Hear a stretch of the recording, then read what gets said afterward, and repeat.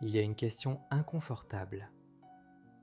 Qui es-tu quand tu n'essaies plus de plaire? Pas de séduire, pas de convaincre, pas d'être validé, juste être. Beaucoup de gens ne le savent pas, parce qu'ils ont construit leur identité autour des réactions des autres. Tu as peut-être appris très tôt à lire les pièces, à t'ajuster, à devenir ce qu'on attendait, le gentil, le fort, le mystérieux, le sage. Et à force de t'adapter, tu es devenu performant. Mais es-tu devenu vrai? L'identité façonnée par l'approbation est efficace, mais fragile. Elle tient tant que les autres valident. Le jour où quelqu'un se retire, tu vacilles. L'identité consciente, elle, ne dépend pas du regard extérieur. Elle naît dans des moments silencieux. Ce que tu choisis quand personne ne te voit.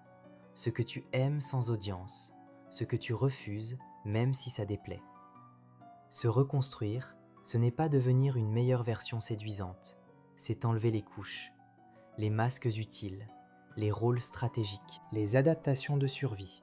Et ça peut faire peur, parce que si tu n'es plus celui qui rassure, si tu n'es plus celui qui impressionne, qui restes-tu? Tu restes toi, moins spectaculaire, plus stable. Et au début, ça semble presque vide, parce que tu n'es plus stimulé par l'approbation constante. Mais dans ce calme, une colonne vertébrale se forme, une identité qui ne crie pas, qui ne surjoue pas, qui n'a pas besoin de convaincre. Tu n'as pas à devenir quelqu'un d'autre, tu as à cesser d'être ce que tu es devenu pour survivre.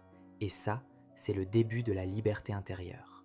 Renshini, l'endroit où tu transformes tes blessures en force sans te trahir.